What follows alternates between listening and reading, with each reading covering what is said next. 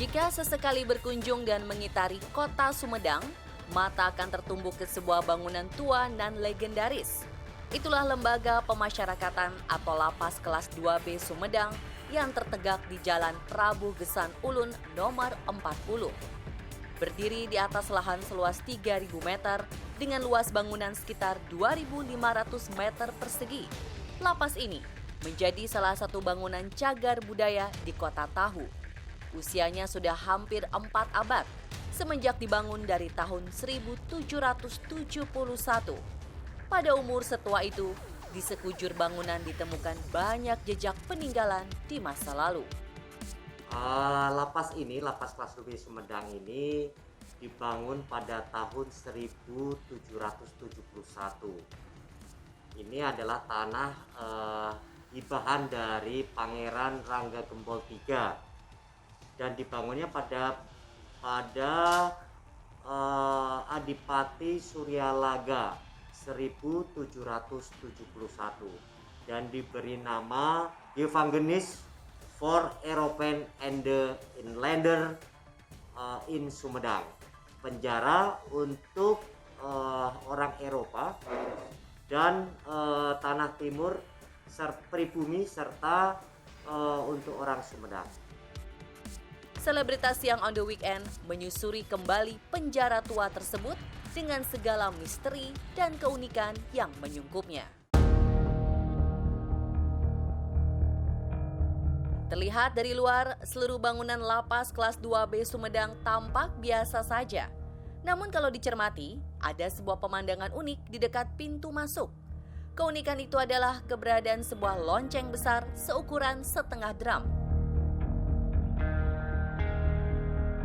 Pada badan lonceng tergurat tulisan Me fecit Pieterses Amstelodami anno 1771. Tulisan ini merupakan hasil karya Pieterses, seorang direktur perusahaan artileri dan pengecoran khusus lonceng asal Amsterdam.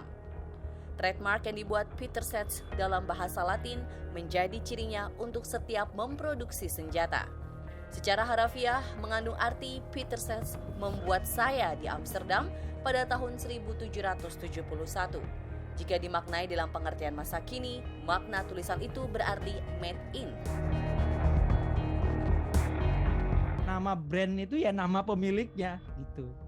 Jadi dari sejak zaman dulu setiap brand pasti adalah nama yang punya brand-brand dari sejak tahun 1600, 1700 itu pasti dari nama si pemilik gitu.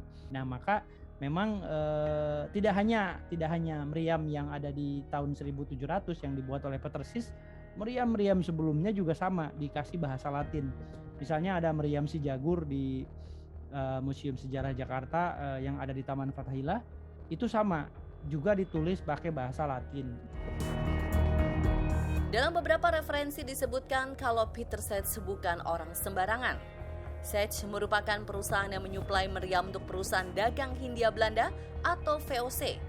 Dahulu VOC diketahui memerlukan meriam untuk membantu rakyat berperang mengusir penjajah Spanyol. Belakangan terkonfirmasi kalau Pieterses bukanlah pendiri perusahaan tersebut.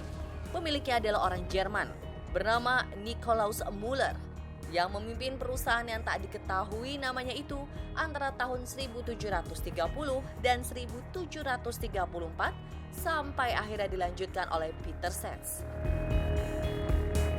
Siapa dia gitu? Ya dia cuma muncul di benda, di meriam, di apa gitu.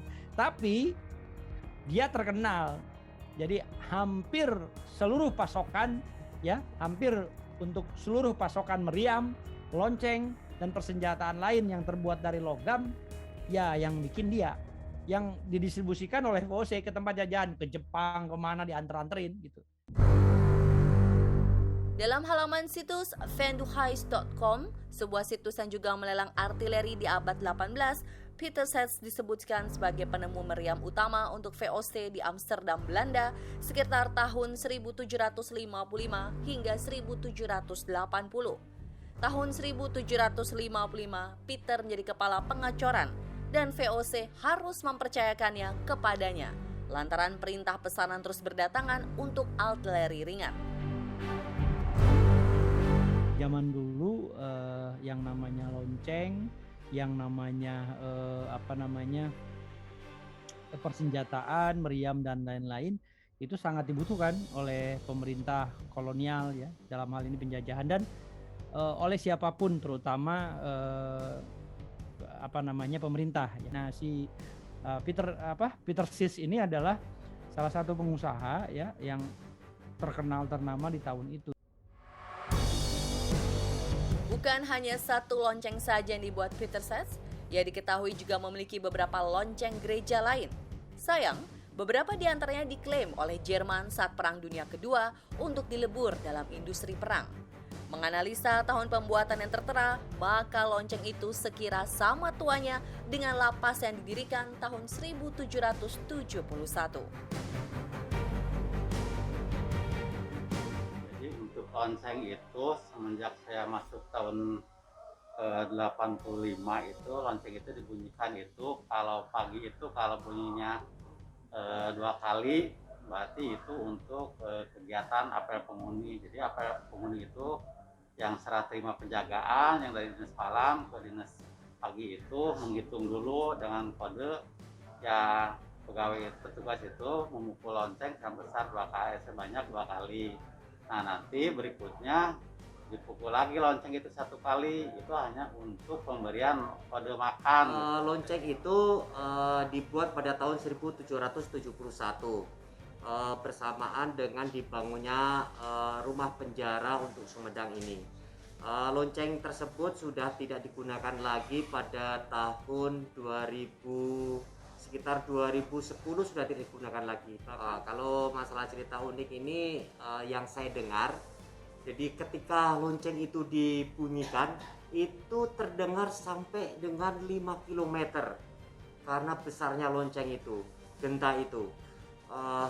Bahkan menjadi simbol atau isyarat dari penduduk setempat ketika makan siang, ketika sholat duhur atau sholat asar dan lain sebagainya. Namun lonceng raksasa yang sampai hari ini masih berada di lapas hanya replika. Lonceng asli dipindahkan ke kantor Ditjen Pemasyarakatan di Jakarta pada 2018.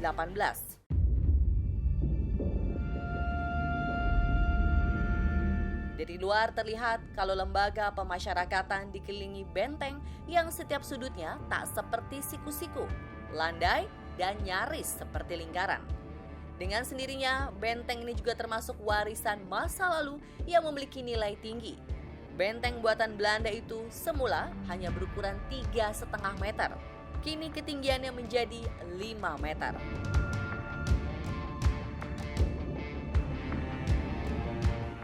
Ya, pertama ini kan dibangun oleh pemerintahan Belanda.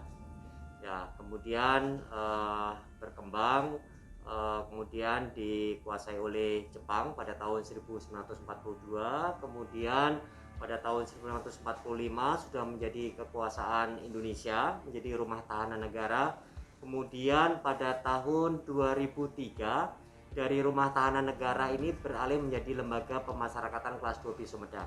Lapas Sumedang ini didirikan tahun 1771 ini oleh zaman Belanda, dan bangunannya merupakan bangunan masuk cagar budaya karena kurang lebih sudah hampir 250 tahun. Nah, ini unik ya, bangunannya tingginya kurang lebih sekarang 5 meter, dan ini tentunya sebuah karya bangsa Indonesia tetapi pada zaman penjajahan Belanda. Sebagai sebuah lapas kelas 2B, penjara ini memang terbilang kecil.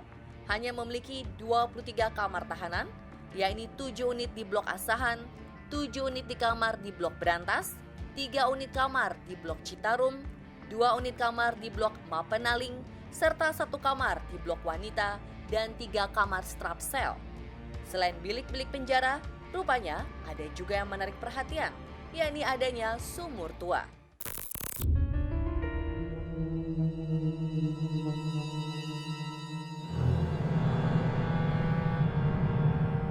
Meski posisinya di dalam lapas, namun sumur ini tersohor akan kekhasiatan airnya. Tak sedikit orang yang percaya bahwa air dari sumur mujarab menyembuhkan berbagai penyakit. Saking keramatnya, air di sumur tua tersebut tak hanya digunakan oleh para warga binaan semata, juga dari masyarakat biasa hingga kalangan elit seperti Raja Keraton Sumedang Larang.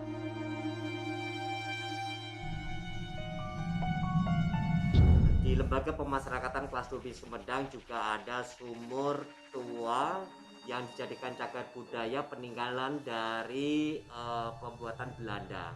Itu berada di sebelah kanan belakang dari Lapas Sumedang. Konon ceritanya, ini air sumur ini bisa dijadikan sebagai obat. Dari beberapa kali setelah saya berada di Lapas Sumedang ini, setelah melaksanakan tugas di Lapas Sumedang ini, beberapa orang marga dari Kabupaten Sumedang ini minta airnya untuk pengobatan. Ya, selain ada lonceng sendiri, di situ juga ada bangunan sumur yang digunakan oleh para nabi. Tapi konon juga kabarnya itu dulunya dipakai orang-orang warga masyarakat sekitar untuk menjadi sumber air, yaitu untuk pengobatan ya, dari berbagai sumber macam penyakit. Ini luar biasa. Dulu ada Keraton Sumedang yang datang ke sana mengambil air untuk berobat.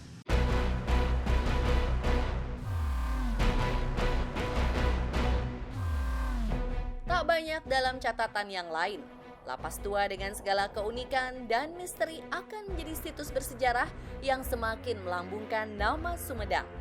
Bahwa Sumedang tak hanya tahu, kota kecil ini menjadi saksi kekuasaan Belanda melalui kongsi dagang yang dikenal dengan Verenigde Oost-Indische Compagnie atau VOC.